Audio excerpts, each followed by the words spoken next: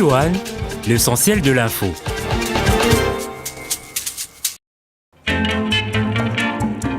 C'est ici, place de la Poste, que bat le cœur de la ville plus préfère de Lubumbashi. Son principal point d'attraction, la fontaine érigée sur le lieu par l'autorité de la province. Inaugurée en juin dernier, cette fontaine constitue aujourd'hui un atout touristique pour la ville, et bien plus.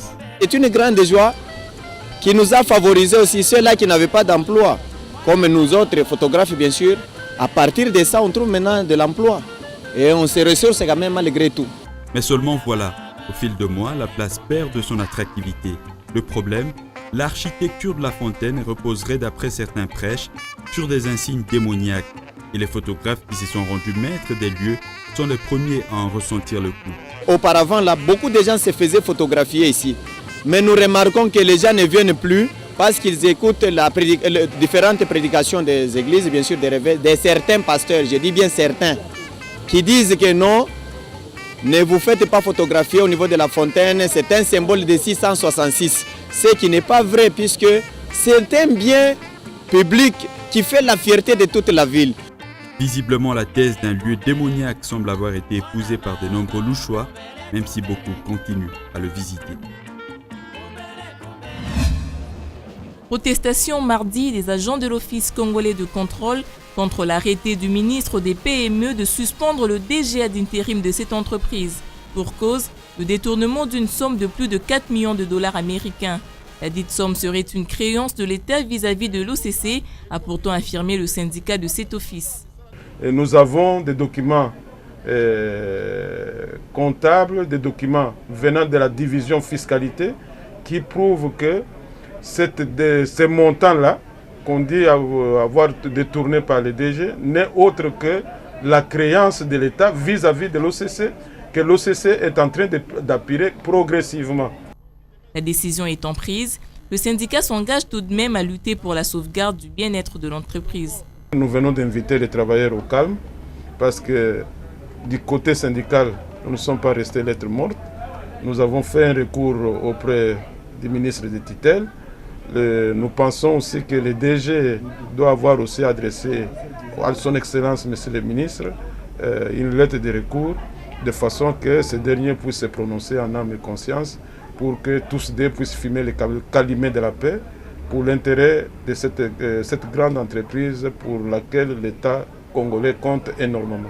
Face à cet état des faits, notez que l'OCC fait preuve d'une crise manifeste liée à son fonctionnement. Ces travailleurs exhortent le ministre de revoir sa mesure qui ne repose sur aucune preuve valable.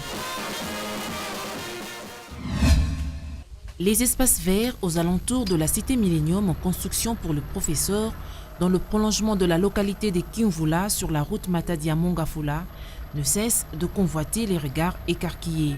La superficie octroyée dans ce quartier à la jeunesse en quête d'un terrain de football est de la sorte menacée et pourrait être parcelée si l'on y prend garde. Ce terrain appartient à l'ambassadeur Mawapang. Dans le souci d'aider la jeunesse, parce que cette localité ici, qui s'appelle Kimvula, manque même d'espace pour la jeunesse pour se jouer. C'est la raison pour laquelle l'ambassadeur a pris le soin de céder une portion de sa concession de 120 sur 100 à la jeunesse d'aménager un espace pour l'intérêt de football. C'est la raison pour laquelle vous voyez cette jeunesse est en train de travailler.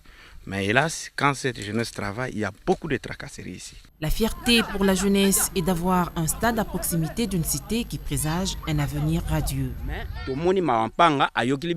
C'est Mawapanga qui nous a doté ces terrains par pitié afin d'organiser des activités sportives.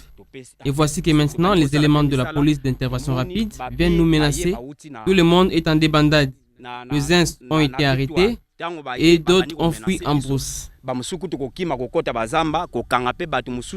Le cadre semble rassuré, d'où cet appel. Nous sommes étonnés de voir ces terrains faire l'objet des menaces. Nous voulons que le gouvernement trouve une solution à ces problèmes. Nous voulons jouer le football sur ces terrains. Que des jeunes de ce coin qui, pour avoir tenté d'effricher leur futur cadre de loisirs, ont été l'objet d'interpellations et réclament à cet effet l'intervention de l'autorité compétente. Werba Hollande, scripta manent, disent les latinistes.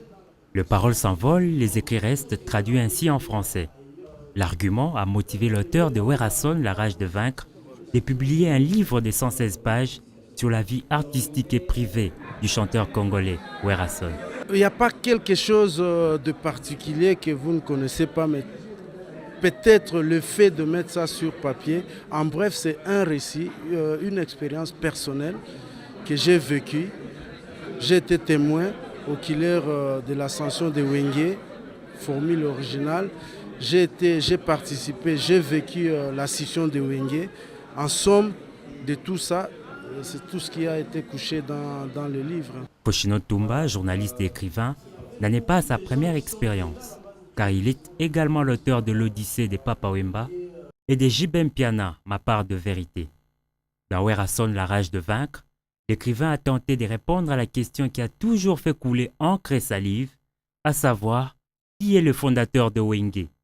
À Foshino de répondre, je cite, « À la lumière des recoupements d'informations que j'ai pu glaner sur la question, il me semble juste de soutenir que l'un des pères fondateurs et non père fondateur de Wenge Musica est, sous un prisme pragmatique, Aimé Bwanga, l'homme qui a permis à l'ensemble de prendre corps en offrant sa cour familiale aux répétitions de l'ensemble. À l'inverse, Diema Sela, pour avoir pris l'initiative de réunir ses copains un certain 11 juillet 1981 autour de l'idée de créer un orchestre, passe pour le père fondateur du groupe d'un point de vue juridique. » Fin des citations. En tout état de cause, pour Werrason, c'est une fierté d'être immortalisé à travers des écrits. Là, ça va permettre à tout le monde de lire ça, même les enfants, partout dans le monde, dans les éditions, parce que, tu sais, les écrits restent.